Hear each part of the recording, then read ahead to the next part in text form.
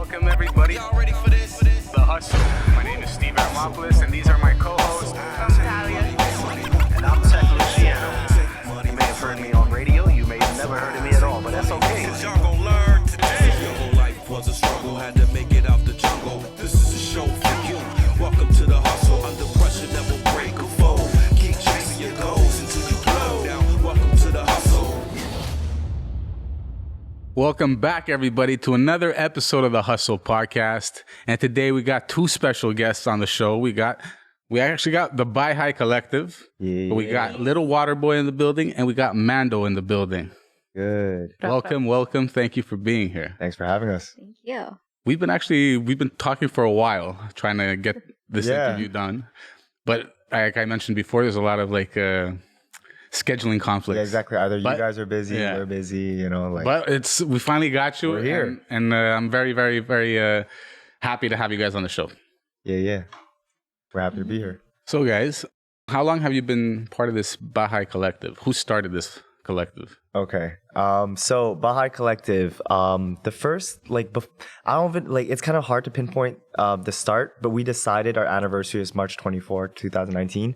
That was me, people from Mufasa, which is the McGill Filipino Student Association, and Manaba, which is the McGill North American Born Student Association.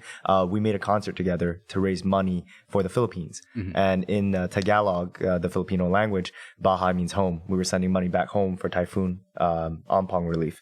So we did this event. It was called Bahay. I was an artist, and I saw a lot of my homies weren't getting booked. I felt as though no shade to anybody, but sometimes people were doing shows and I'm like, why are these artists getting booked but these aren't, or whatever. So I took it upon myself to be like, yo, I'm gonna do a show with people I fuck with.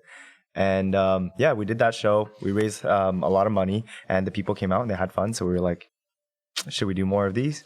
And we did. We just did a bunch of concerts, and slowly that Bahay event became Bahay Collective. Mm-hmm. Yeah. Very dope. How many guys are you part of the crew? So now it's a little complicated because so Bahay is owned by 4 people. Mm-hmm. Bahay Collective is owned by 4 people, but then there's people we call the Bahay fam, or so for example, one of our businesses is we opened a music studio in 2021. Yeah. We run a music studio. We have engineers, so they're part of the Bahay fam, and there's artists that we book a lot, and they're part of the Bahay fam. So so affiliates. It's like a community thing. Yeah. You got the affiliates that are part of the crew. Yeah. Not officially, but they're there. You know what I mean? They're always on the shows and stuff like that. Yeah, exactly. Roughly, how many people you say fuck with you guys? How many people we booked in shows? See, this is the tricky thing, I feel as though now we're talking about affiliates. Are there tiers or something now? But anyone who performs with us, hangs out with us, we call them Bahay fam. But artists we booked just this year, I think we booked 100 artists. Sick. Yeah. And since the beginning, maybe 200. Cool. Yeah, because we lost 2 years to the pandemic. Mm-hmm. You know what I'm saying? So. And what year did you guys start this? 2019. The first event was March 2019. So that gave us, and we didn't really know what we were doing yet back then. But that gave us how many months? 9-10 months before pandemic. Yeah. Yeah. Well, I recently discovered you guys last year, I think. Yeah. And I came by the stew. I checked out the vibes. I came for a birthday party for JT, one of your engineers. Yeah. And just that birthday party, I recall we were all doing karaoke, and it felt like a family, they have their thing going, and it's really cool to see the youngins of the city coming up and doing their things and hosting events, and not just in the city. I've seen you guys were working outside of the city too, right? Recently. So they're on the grind. They're doing their thing. Yeah. What's the age demographic over here? But in the Bahay people, I'd youngest and oldest. 19 to 28. Okay. Yeah. Yeah. So it's the young crowd too. So you guys definitely have that. The first time I heard of you guys was from J Noir. Yep. J Noir. That's how I discovered them too. He was coming to the studio for something. I don't know what it was, but he asked me. I think he was recording with JT. Yeah, I think he asked me to come roll through, but I was busy. So, oh, okay. Yeah, I couldn't do it. And that's how I got there. Uh-huh. Same thing. They performed at our show. Yeah, and then we got J Noir to perform recently too. Sick. At one of our shows. Yeah. Sick. What was the last show you guys had? You had an event in the summer? We just had one yesterday, technically. Yeah, we had a little DJ thing. Yeah. Okay. I shouldn't say little. All events are cool, but we had a DJ thing yesterday. We're trying different things. We noticed a lot of people in Montreal, Toronto plays Toronto music, at clubs and stuff like that. Atlanta plays Atlanta music. Montreal, no one's really playing Montreal music. So we did an event where we just DJ'd Montreal music only. Yeah. But yeah, that was the last event. But like this summer we had, we counted because we had another interview this morning and they made us count how many events we had since the beginning of the year, and we had 26 events. 26 Holy This events. year alone. So Sick. yeah, that's how we book 100 artists, right? Because like, Yeah. we have a lot of shows. The one that you had in the one that you invited me to, it was a Chinese. It was at the Chinatown? Chinatown. Chinatown, August 13th? Yeah. Yeah. That was they basically gave us the Chinatown market space. I don't know if you guys been there. It's Saint Laurent and René Lévesque. Yeah. It's at the corner. You'll see it when you pass by. But it's a cool space. It's like I don't know. It's like feels like a night market. In other like cities with more Asians like Toronto, Vancouver, their night markets are super cool. Montreal's just getting into the night market scene. But they gave us the spot for a day. They really wanted us to do a concert. They gave us a little budget. They're very generous about it. And yeah, we did our thing. And like we brought out a lot of people. They let us do there. whatever we want, basically. They let us do whatever we want. And I think it was super dope. Like Bahai's always been about like bridging the gap between different communities and stuff like that. Our origins, you know, like comes from like BIPOC representation, like Black and Asian unity. So yeah, I think that's definitely something very cool for Chinatown to be hosting, you know. Yeah. No, I think it's like I was mentioning it to our last guest, Buddha Child, Yeah. that there's not, at least before, there wasn't that many Asian people like doing Music hip-hop and- music, you know what I mean? Yeah. And now that there's a whole collective of Asians and persons of color, whatever. But it's sick that you guys formed this. You formed this, and you're like pumping out all these shows. You guys are creating a buzz. Like, when's the next one that you guys are doing? So the summer was super busy. Like people were like, you know, because our shows are going well, other people were like, hey, yo, you want to do something? And we're like, okay, I guess. We're young. We're trying to take everything, but let everything we get. But I think it's a good time to like, you know, sit back and plan the next summer. But in between, we'll have stuff, just not as heavy as before. I guess our next big event is for sure anniversary. Every year we do something cool. March. Well, Okay. I say every year, but we've only done one anniversary because of the pandemic. You know, we missed our first two anniversaries, but our third year anniversary we did this year. It was lit. This next year for sure we're gonna top that. Okay. We're gonna do a already really cool planning it. anniversary. For some reason, I thought there was a show you guys have in October. I could have sworn I saw something in October. October. Like a big show? I don't know. Because I'm like, I'm gonna come to this one. I didn't come to the September one. October? Vina House. No, but we didn't even announce that, so that wouldn't make sense. Yeah. You're thinking of the wrong collective. No, I'm not. You're I'm thinking of telling the you. wrong Acres has a thing in people. Like, October, but Yeah, I saw something in October. yeah, 10 Acres has something in October. I heard of that event. That looks cool. But Anyways, if you guys have something in October or the next Yeah. one, let me know. I will show up. But the March one, like just book Yes, your calendars, save the date. everybody. Definitely. Like our actual anniversary is March 24, but it's that weekend usually. So like whatever weekend is the I think 20 it's 24, something. 25. Yeah, exactly. But Sick. we're doing something big. Yeah. Yeah, no, I'm gonna mark my calendar. Yeah. March, I'll be there. Yeah. Thank you for letting us know about how the origin story of Yeah, the of collective. Let's hear about Lil Waterboi himself. Like, Yeah, how did what's you up? get into music, bro? So I've been creative my whole life. Like I know not to like be a stereotype of like Asian people, but like my family's super academic. You know, my brother's a prof at Harvard. Everyone's a doctor in my family. So, you know, literally the stereotype. But yeah, no, I've been creative my whole life. But like my parents are always like, yo, like that's cool. You can add it to a resume, but never, ever, ever do art as a career because like there's nothing there basically. And so they kind of like shut down a lot of my dreams growing up of doing different things. And one day I just started picking up beats. I was brought into the game by people don't know this, but like Golden Child. I don't know if you guys know who that is, but Golden Child. Golden Child, he's a dope Montreal artist, and his manager Pio was a high school friend of mine. And when I started doing music, I got brought into the scene by meeting really, really cool people. It inspired me a lot. I was a producer at first, and I did that for a while. While being a producer, something we were talking about just now is seeing Asian representation and whatnot. Like while I was a producer, I noticed there's a lot of Asian people in the music industry, but they're often behind the camera. You know? actually, you know, there's a big scene for it in Toronto. Yeah, exactly. Which is what I was saying to Buddha Child. I was saying like there's a huge scene for it in Toronto. Toronto, Vancouver. And he was like one of the first Asian people in Montreal to be in the hip hop game. Yeah. I was explaining to him, I was like, there's a huge scene in Toronto, but there's a scene in Montreal too that's like very underground. Like you guys are still building up. Yeah. And I was saying like, don't worry, like we're coming, like they're coming, you know? Exactly. Like yeah. So like I realized there was a lot, actually like a lot of us, but more like, less in the limelight and whatnot. So I was like, okay, let me try to like, flip the script. I'm gonna hop on my own beats and see what happens. And at first, honestly, it's kind of cringe, but like I think that's any artist. You overcome that and like you develop and you grow as an artist. So that's how I'm here. Okay, sick, very sick. And how about you, Mando? Me, so I just recently started music. Actually, like I dropped my first song like in March this year, but I met Waterboi at a Bahay event in 2020, and I told him I want to be a rapper. I was like, yo, how do you make beats? I've never been to a studio. Like, how do you make a song even? And then he's like, yo, show me what you got. Do you have a cover or something? Just send it to me, like a demo. And I was like, I have nothing. Like, I just like sing in like my washroom in my car, Like since I was a kid, I remember like I have an older sister. She's like way older. So she would listen to like hip hop and all that. I'm like, I was 10 years old. No, I forgot, younger. And she was listening to like Candy Shop. Candy Shop. And I was like, I love this song. I don't know what it means, Take me to the candy shop. I was like, Mom, can you buy me the CD? I want candies. Yeah. I was like, I want candy. I don't think she knew either what it meant, And like she bought me the actual CD, and I still have it. And yeah, so that got me to hip hop, But then it's from Lil Waterboi. Took me to the studio, took me under his wing, showed me how to make it like do music, record, write a song.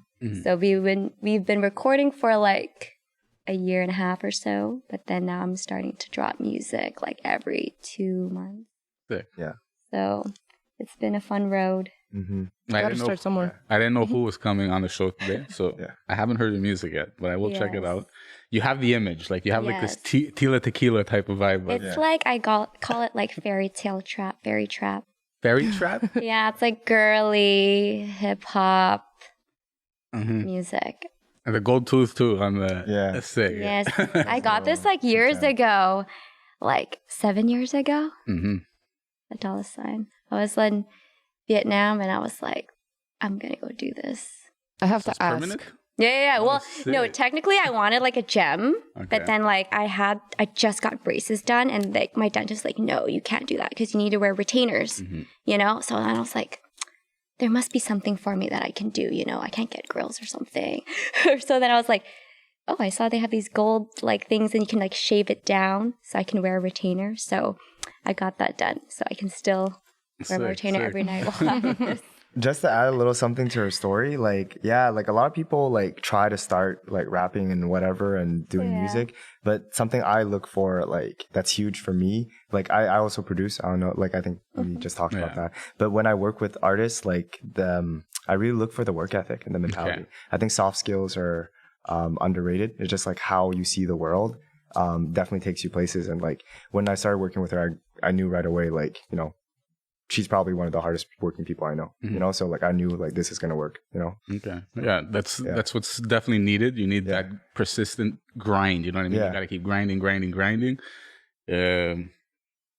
Even if you're fresh, it's like that can be honed. You can fix that. That's like skills along the way. You can get better and better. Work ethic though, you can't really drive that into somebody. You know what I mean? If you have it, you have it. If you want to go to the studio all the time, you're always thinking up of bars and stuff. Like, trust me, that's what's gonna get you. Yeah, that's the passion, It's the passion in the work. It's the passion. Wait, let me steer this conversation real quick. So you released your first song in March. I remember seeing it because we had met prior to you making music at dropping music. So I didn't even know you made music. Then you dropped this song. What was it called again? Oh boy, the first one with the pink cover art. Henny Nights. Henny Nights. Okay. And then I've seen like all over Instagram that there was like some beef going on about the lyrics. Wait, that's the next song. That's the next one? Waste. I need to hear the story behind this because like I was like, ooh, the tea, like what's going on? People were going crazy over that song. They were saying like it's about an ex-boyfriend or what's going on? Let's hear it. So I always wanted to make a diss track, before even like hopping in the studio with him. It is about the ex. Yes. So basically, when I met him, I was like, I want to make a diss track, Like, and he's like, yeah, but you need to like, do other music first and like slowly get better at songwriting and all that and rap skills. And I was like, okay, fine. So I did Henny Nights, and he's like, okay, I think you're ready for that diss track, that you want to do. So like one day, well, how did it happen? Did we find the beat? We got it beat done. Yeah, Yes. we got the beat made by Jim made it because we were looking at legendary diss tracks, and like it's just like like a little homage. But we thought of It was Megan Thee Stallion's song about Tory Lanez. That got us inspired. Megan Thee Stallion has a song about Tory Lanez where she samples Biggie. So we were like, okay, but can we do this with like, she likes Tupac, so can we do this, but like with a West Coast flair? So we worked with a West Coast producer. He produced for MB Now, Stupid Young, people like that. And we just cooked up like a kind of like a nostalgic like diss track beat. Yeah. And we just like started writing the meanest things we could think of about this man. I don't know who this guy is, but we're in the studio writing together. And she's like, yeah, he does this. I'm like, okay, how about we say this about him? Every word is true. Every lyric is true. I just remember like seeing on Instagram like mad beef going on in the comments section of her song, and then like there's like a whole community defending her, and then there's another side like coming at her, and I was just like, what's going on? There's so many elements to it. Like first of all, that's like people in Vancouver beef. Yeah, right? Vancouver is a different breed. So I was like raised in Vancouver for like 16 years. I lived there. So basically my ex-boyfriend is from there. We dated for like, I don't remember, like 4 or 5 years or something. And then like he cheated on me with like my best friend's friend. And then we broke up, blah, blah, blah. We unfollowed each other, didn't talk for years, whatever. And then like he creeps me still. Like I see him like in my story, And then like, I was like, okay, whatever. And then I dropped the song, and within maybe like 10 minutes, his girlfriend commented on my story and is like, get over it or something. Oh my God, they're lurking, like they're watching. Yeah, they're watching. Like, I'm like, I don't even talk to you. They're literally like at their phone like this. It's coming. I dropped like a snippet. She dropped it. No, the snippet. Oh, you dropped the snippet. The snippet? I remember the cover of the snippet was like, I forgot what was it? Cheated on me, but you cried like a bitch. Yeah, it was something like that, but you don't see it when you go on. It's only when you like, press the send. You want to privately send the post to someone, then you'll see it because that's the cover. Yeah. So it got sent, I think, like so many times. I was like, oh, it's just people. Yeah, because you can see how many times people send your stuff. Yeah. Whenever she would do, like, I don't know what stirs so much attention about Mando, but like I think it's good. Like publicity is good, but like sometimes when she even like a video for performing gets sent around 300 times, and I bet like at least half of it is haters. Okay, so now I have to make a fucking diss track about my ex. Yeah. You had a small dick. Yeah. Get off mine. I'm kidding.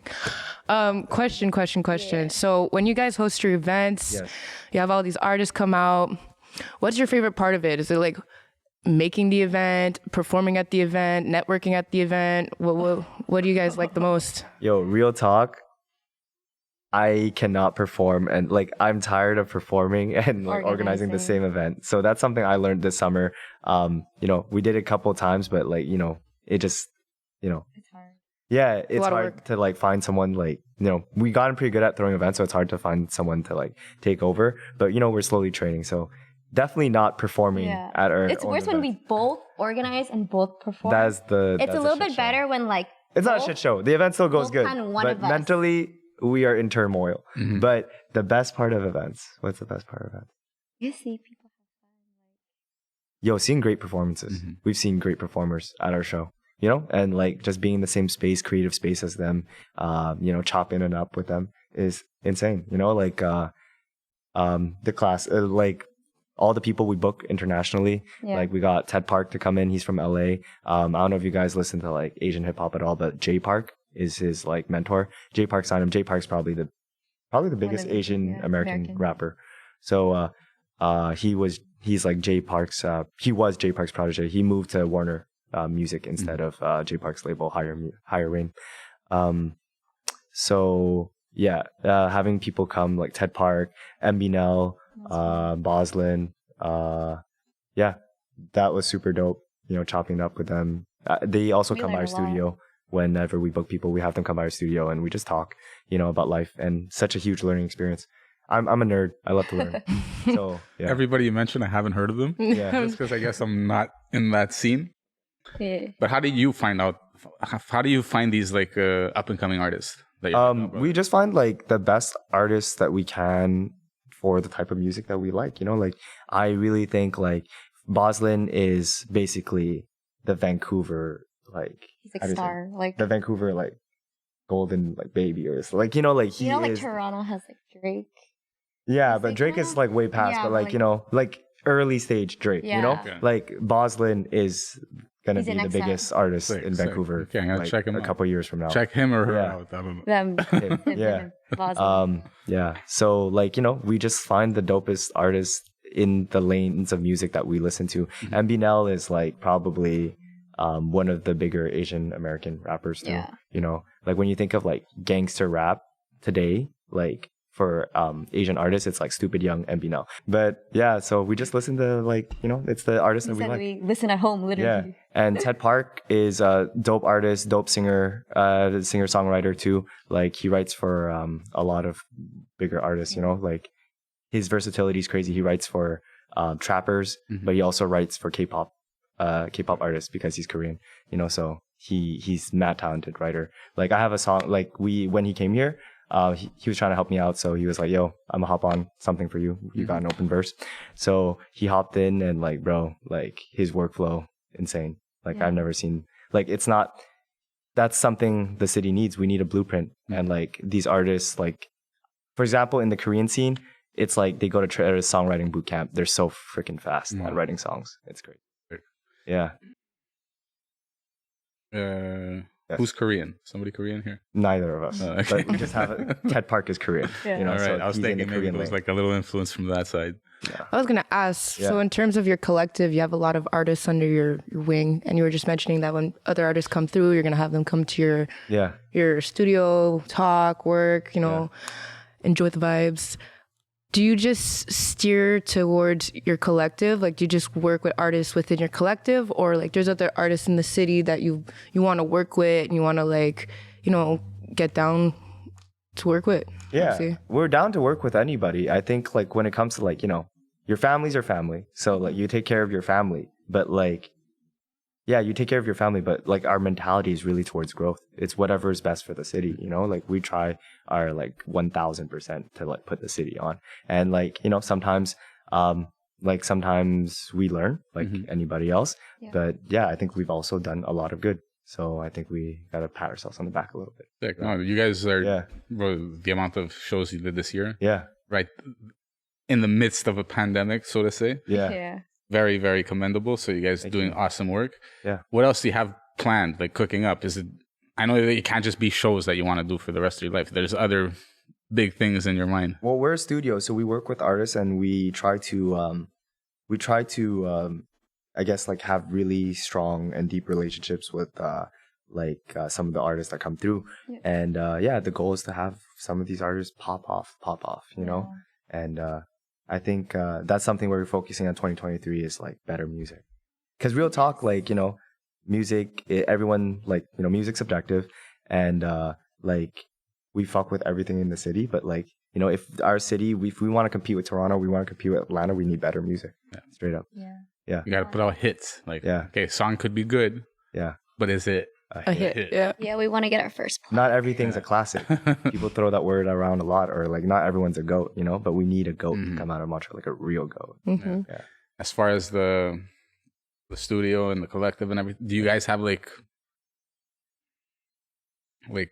do you guys have distribution deals or anything like that, or do you guys have your foot in that area of promotion? So we're I guess like we're going more into business, so like, you know, I feel so on a podcast I don't want to talk too much details, but I have like, you know, one of my favorite things to do, like I said, was learning, you know. So through all of our experiences, I've chopped it up with like really, really like cool and really, really successful people. And I think everything comes together at the right time. We talk to a lot of distribution, but real talk, like you shouldn't really chase after distribution. When you're ready, they'll come like knocking on your door, begging for you to sign with them, you know? And that's when you really should consider it. Yeah. So we're not super hungry. What's the strategy right now? Let's say you guys drop this track that you think is a hit. you think this is the one that's gonna pop off? What are you gonna do? How are you gonna promote it? Well, I think every song is different. It's like that. Now we're going to like PR and stuff, but like you can't like have a you can have a blueprint about how you operate, how you do your day-to-day business. But like, you know, every song is a different product. You know, are you going to sell Mate Libre the same way you sell your tracks or you sell the Hustle podcast? No. So yeah, you gotta put in energy, and that's something that stays, and you gotta strategize, and that's something that sticks for all these things. But yeah, when it comes to stuff like distribution, I think we need hits before we even think about distribution. I think the fact that you guys have like this big collective and you have so many people that are invested in your music and just the party atmosphere, you know what I mean? I think that alone is gonna create the buzz when you drop a track.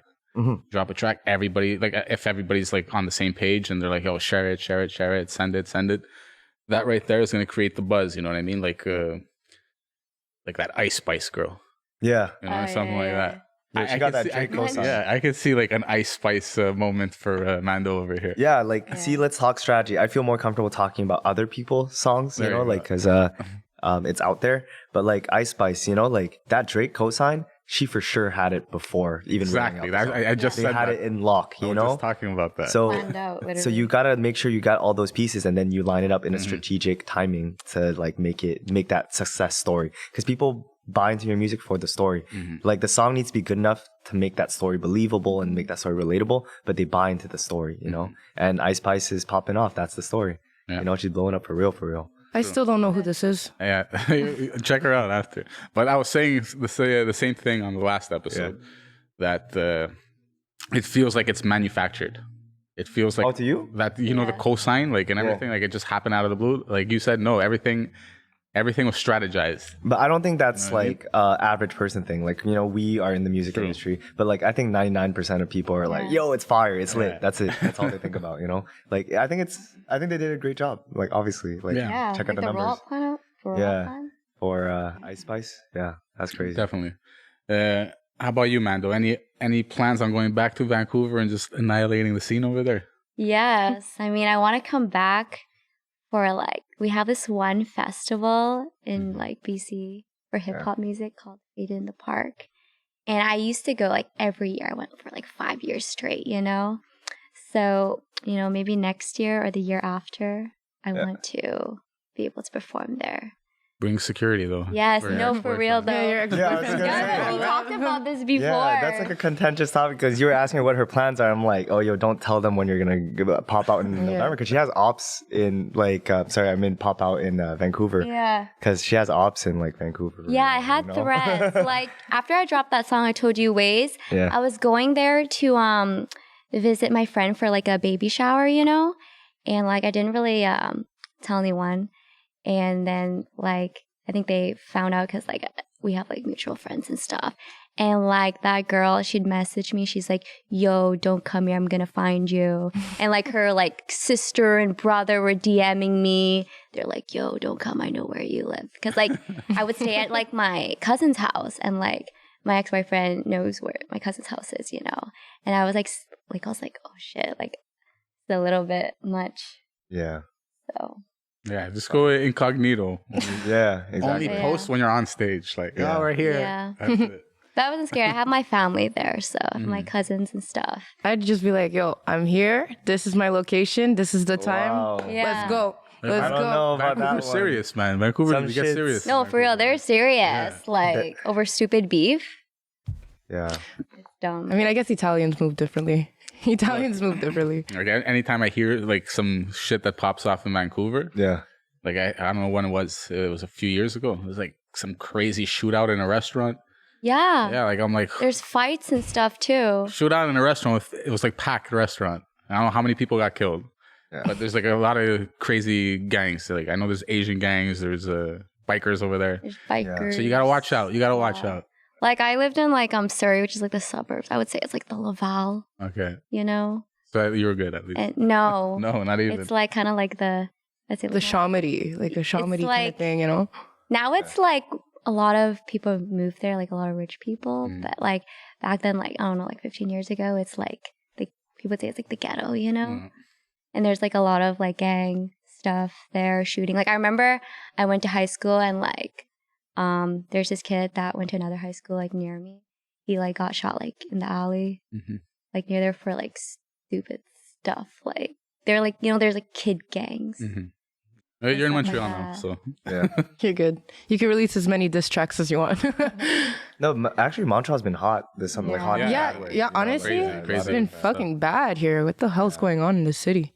no, it's been a lot of shootings. I think a rapper just got killed a few weeks ago downtown. Yeah. Yeah, so things gotta settle down in the city. You know what I mean? Make music, no fights, Yeah. stop shooting each other. We need like like I know definitely that, like I know people in the scene and like people who are trying to give leadership to the youth, and like we need more of that. You know. We do. I think you guys are sending out a positive vibe aside from your diss track. So yeah, just keep staying on that path, man. Staying on that path, mentor young kids. You know what I mean? Yeah, anyone can come record at our studio. Like we don't judge. Yeah, Like, you know, anyone. it's really just a space for people to like, you know, it's almost therapeutic for a lot of artists and record. So what? You have a studio you can just come and record at? Oh yeah, we have a studio. No, I mean like people can just come in and record for free. No, it's not free. Okay, I thought I heard free. I thought I heard free. No, I didn't say free. But, damn.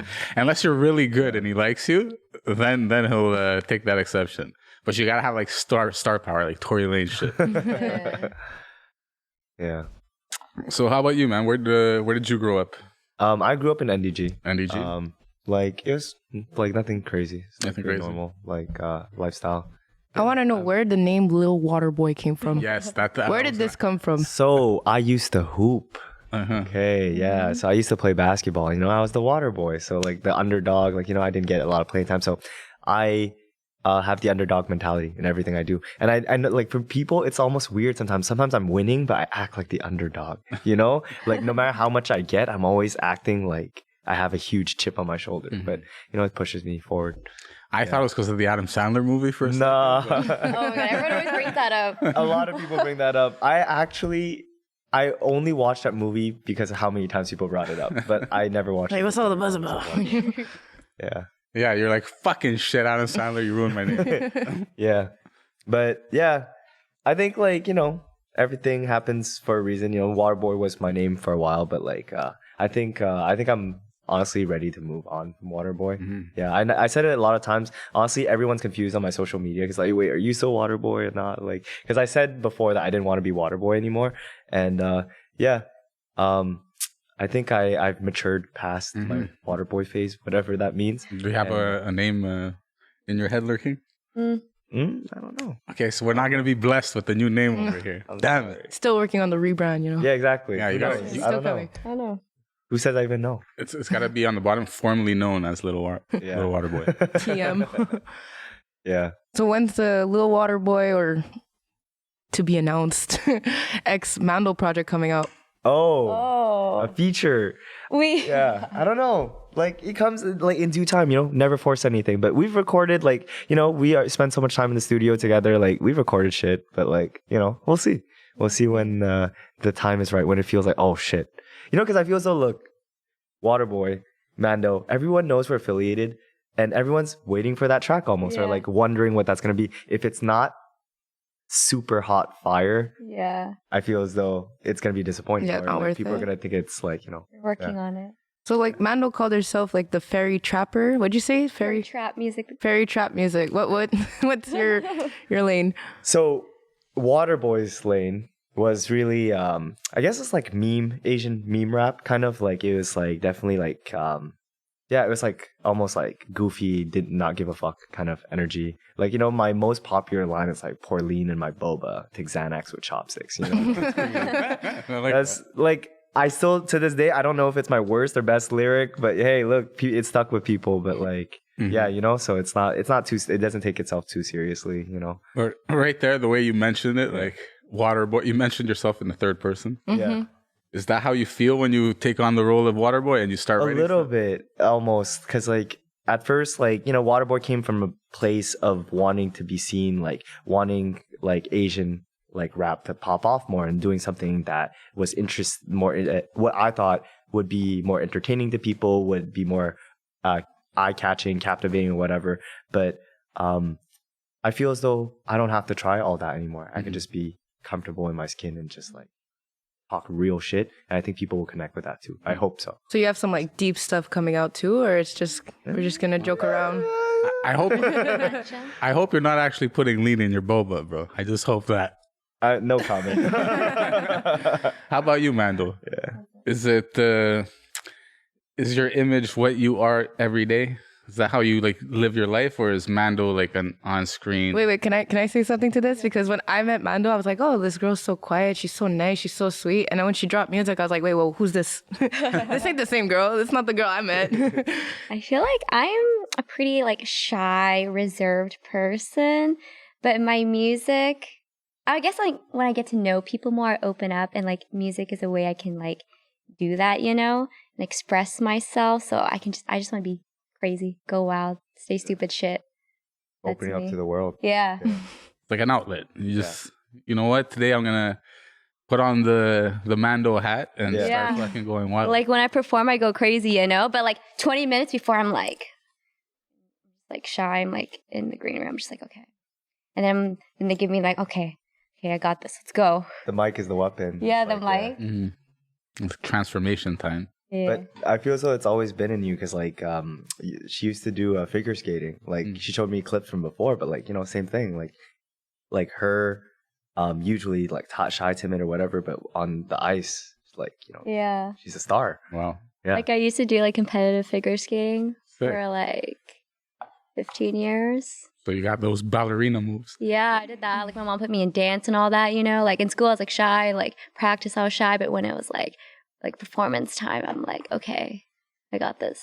Sick. See, like right there when you mentioned work ethic and everything before, it comes from doing 15 years of going to skating and this and that. Training, I remember after school, my mom would like pick me up, we'll eat in the car. Like I remember eating Tim Hortons and then like driving straight to the rink. I had no time. I didn't even know what hanging out with friends after school was like until like I stopped skating a bit, and then I had free time. I was like, oh, people hang out after school. It's kind of fun, you know? Why did you stop the skating though? 15 years of... I guess. Could have went to the World Olympics. I don't know. I just like, I guess I didn't have like the passion as much, you know? I wanted to find new hobbies. She was like, look, skating's fun, but diss tracks. Yeah. This is where I'm going. Was skating something like... Was it something that you wanted to do as a kid, or was it something that your mom's like, oh, you're going to go skating? Well, she put me in a bunch of things. She let me try like dance, skating, piano. She's like, you know, pick one of them, vibes, you know. Mm-hmm. So I think she always wanted to do figure skating when she was a kid. So she was living. Yeah, she wanted me to be, I think, you know, her like figure skater, like superstar. Mm-hmm. Like she's the one that always, you know, she comes to every practice. She goes to like every show. She would drive me, right? So she's like, you are going to be the figure skating star. Keep doing it. And like now she still asks me, she's like, oh, are you going to go like skating still? Like maybe like once a week or something. And I was like, I'm doing music now. Does she support the music? Like, yes. I feel like she like hate what I'm doing. Mm-hmm. She's like worried, you know, because like, doing anything in the art, she's like, are you gonna make money, you know, and stuff like that. In the beginning, she's like, oh, you're just doing it for fun, you know. But now she's like, oh, you have a whole business of it, and you're doing this like basically like full time. Like, she's like still like, I'd say like passive aggressive about it. But the funny thing is like she still supports, because like she comes to every show almost, and like every she goes to the club ones, she goes to. Which one? She goes like everyone. Her mom is lit. Her mom's crazy. Yeah. Her mom's like, every time like we pull up, like every time I'm there, I'm scared because they make me drink so much there. Yeah, like I remember my first show. I invited her to the anniversary one. She came there. She got like a table, and like I was just busy running around the whole night because we're organizing it. And then people would come up to me and they were like, "Yo, I met your mom." I was like, oh, okay. She's like, yeah, she's getting me so drunk. And I was like, oh no, not at like my events, you know, because at family events or like her like friend events, they go crazy. They love like Vietnamese people love like cognac. I don't know if you know, like they love like Hennessy, like what is it, Remy Martin. That's like their thing, you know? And when she comes to my event, she like buys bottles and she like feeds them to like all my friends and like all the artists. Like, yeah, Ted Park. Ted Park like was booth like right next to like your family, and like she was like getting him drunk. Yeah. And like our recent like event, I had like a Vina House event, which is like Vietnamese EDM. I was DJing, and like even before I got there, she had like a bottle of Hennessy that was almost done. And I remember I'm like basically like training like another DJ with me, and like he's like my little bro, you know? And like this is like his, you know, one of his first gigs still, and I want him to, you know, not get too lit and focused. And she was like feeding him so many shots, and I was like, Mom, don't get him too drunk. Like he needs the DJ tonight, you know? Yeah. And she's like, okay, fine. But then I saw her secretly she always giving him shots. You know? She's like the person She's that like, I'm older than you. You have to listen to me. Yeah. I'll drink. like sometimes Respect your elders. like sometimes I go to like, what was it? She invited me to go eat pho, which is like a Vietnamese like soup dish, at a restaurant, and she brought like a water bottle thing with like, I was like, why are you bringing that? And then she ordered an orange juice. Okay, I was like, you never order an orange juice when we eat like Vietnamese food. What the hell is this? And then she poured, you know, the water bottle into another cup and then orange juice in it. And I was like, let me smell this. And it was like vodka with orange juice. She's having, and she invited like one of her girlfriends too. So it was like they were drinking while eating like Vietnamese like pho. And I was like, yeah, I want to meet your mom. Yeah. I want to get No, with you your should- mom. Mando's mom. Turn up. Yo. Let's Yeah, go. turn like up. they're gonna go so crazy. Like you don't understand. Like during like my family like parties, I'm the person, like I'm in the entertainment world, you know, and it looks like, you know, I get lit all the time. But like my family is crazier than me. Like I usually like hide during like Christmas parties because they make me drink so much. Wow. Like I hide like in my room, and they would try to like grab me, and I would like crawl. I remember trying to like leave. Yeah. Have you brought mom to the studio? No, Get her to spit some stuff, you know? Yeah, Get her lit and like... lit. I shoulda. Yeah. She's like your a- mom loves karaoke. Yeah. Yeah. So there you She's go. like Yeah, write her some bars. Write her some bars, yeah. Diss your ex-boyfriend. Oh my god. Oh boy. Oh boy. You should make a diss track. Oh boy. No comment. Yeah. All right, guys. It looks like we're getting towards that time of the day that I got to tell you to pick up this gem over here. Okay. Okay. You hold it in your hand and Yeah. you bless the audience with some knowledge, whether it be musical stuff, could be something personal. Knowledge. Yeah. Knowledge. Okay. So who goes first? Oh. You want me to go first?